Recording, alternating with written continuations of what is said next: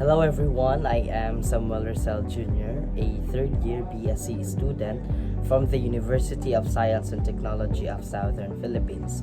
For this video, I'll be answering 4 questions that serve as a semi-final requirement for the subject ethics.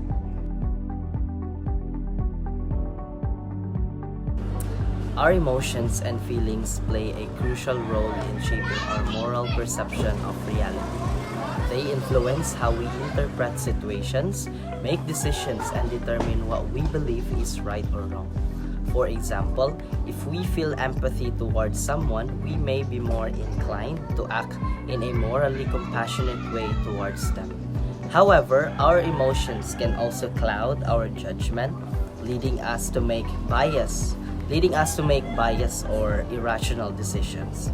Achieving an objective understanding of the world is challenging because our emotions can color our perceptions, while we can strive for objectivity by being aware of our emotional biases and seeking out diverse perspectives. It's difficult to completely separate our emotions from our understanding of reality. Nonetheless, by critically evaluating our emotions and considering multiple viewpoints, we can strive towards a more balanced and informed understanding of the world.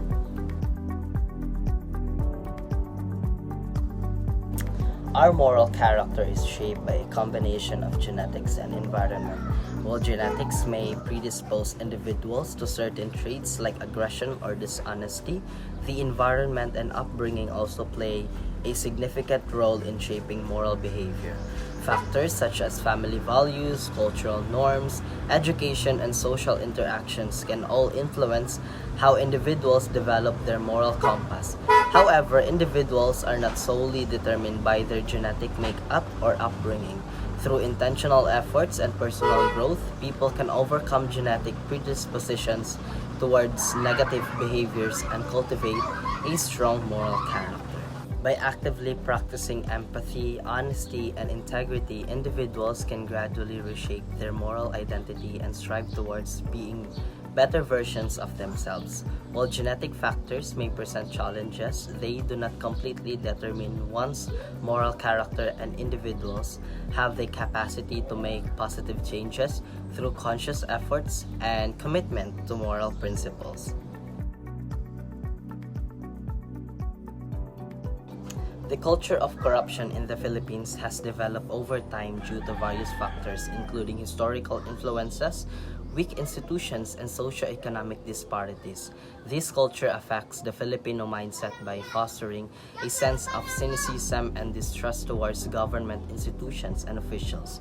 Many Filipinos may feel disillusioned and believe that bribery and favoritism are necessary for navigating bureaucratic processes and obtaining basic services. Corruption exacerbates poverty in the Philippines by diverting resources away from essential public services and infrastructure projects.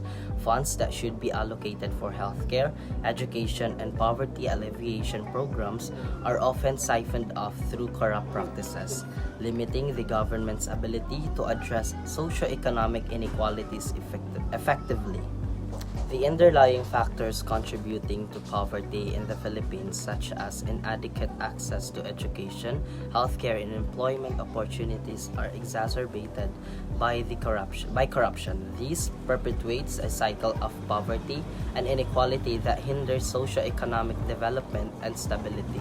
Addressing corruption requires comprehensive reforms aimed at strengthening institutions, promoting transparency, and fostering accountability. By combating corruption and addressing its root causes, the Philippines can work towards creating a more just and equitable society where all citizens have equal access to opportunities for prosperity and well-being. Kant's framework, based on the categorical imperative, emphasizes the importance of moral principles and intentions in determining the morality of actions. According to Kant, an action is morally right if it is done out of a sense of duty and respects the inherent worth and dignity of individuals. However, Kant's framework may struggle to fully account for unintended consequences as it primarily focuses on the intentions behind actions rather than their outcomes. To determine whether an action is morally justifiable despite unintended consequences within Kant's framework, we can consider whether the action was undertaken with a sincere intention to follow moral principles and uphold ethical duties. While unintended consequences may arise, the moral worth of an action lies in the agent's adherence to universal moral laws and their commitment to acting out of a sense of duty. Additionally, we can evaluate whether the action was undertaken with due consideration for foreseeable consequences and whether reasonable efforts were made to minimize harm. Ultimately, determining the moral justifiability of an action within Kant's framework requires careful deliberation and consideration of both intentions and outcomes. While unintended consequences may pose challenges to Kantian ethics, a morally justifiable action is one that aligns with moral principles, respects the dignity of individuals, and is undertaken with a sincere commitment to fulfilling one's moral duties, even in the face of unforeseen circumstances.